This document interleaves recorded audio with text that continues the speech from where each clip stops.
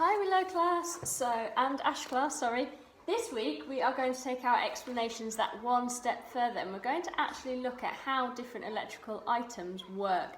Now, this book that I shared with you last week didn't just have the imaginative ways of different appliances work, it has also got some explanations of how they work in real life. And I would like to share them with you, but at the same time, look at some of the key features that we've got on the board that you might find in an explanation text and see if we can find some of these features. So, one that I shared in class was all about polar bears and how the fridge worked. I want to show you the fun way first, and then we'll look at the real way. I thought I knew how a fridge worked. Special polar bears arrive every night to deliver blocks of ice cut from icebergs floating in the oceans of the Arctic. They pack the fridge with the ice and make sure everything is cold enough before leaving, which explains why there are paw prints in the chocolate mousse. As the ice begins to melt, water runs down the back of the fridge into a secret compartment at the bottom. Here it flows into the water wheel, which drives a fan that spins cool air to keep the fridge cold. And there you can see the diagram of the polar bears in the fridge. That is until I met Dudley. Now, Dudley showed me how a fridge works. Now, I'm going to bring this close up so you can see the diagram in the middle. I will read some of it to you as well as we identify some of the features. So, step one. Here is step one, and you'll notice that there are numbers to show the order that the process works in. So, number one, the fridge is a big box which keeps food cold so that it stays fresh longer. It uses an ingredient called a refrigerant which runs round and round pipes hidden in the walls of the fridge. Now, within this explanation here, you've got some technical words. Now, technical words are really important when you're explaining. So words like refrigerant, pipes, and obviously the word fridge are words that you would probably only use in this type of explanation. You wouldn't just use them every day. Look at number two. On its journey around the maze, the refrigerant removes heat from the inside of the fridge, keeping it cool. It does this by changing from a runny liquid to an invisible gas. Now again, some of the technical words you might see are pipes, refrigerant again, that word's popped up. Perhaps liquid or invisible gas. So they're words that are really specific to this appliance. Number three, the refrigerant begins its journey as a gas. It is then compressed by an electric pump called a compressor. The compressor squeezes the gas into a small space where at high pressure it starts to turn into a liquid. Again, you've got more technical words there. Compressed or compressor, that's part of the fridge.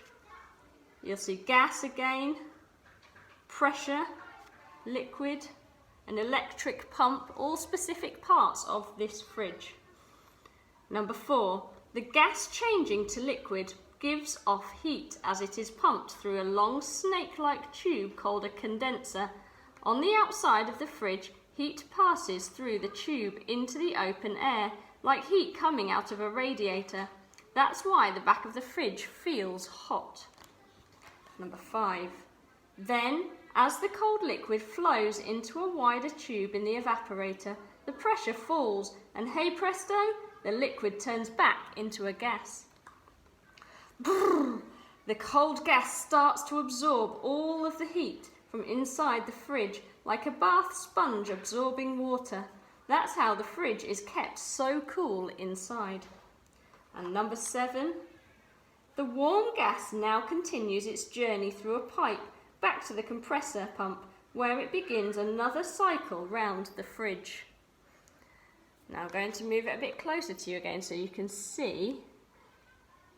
In the middle there is a diagram, and that diagram is labelled to show you the different parts of the fridge. Okay, now if we look back on the board, we're also looking for the title. Dudley showed me how a fridge works. We've got our title there. We've got our text boxes to show and numbers to show the order. We haven't really got an introduction. However, our introduction came on the first page really, with the fun way of introducing this explanation to the reader. You'll also find it's written in present tense. The fridge is a big box which keeps food, almost as if it's happening now. The present tense is when things are happening now, and the past tense is if it's already happened. But if we're explaining how something works, it's something that's happening now. Another example, on its journey around the maze of pipes, the refrigerant removes heat from the inside of the fridge, keeping it cool. It does this by changing from a runny liquid to an invisible gas. So you can see it's written in the present tense.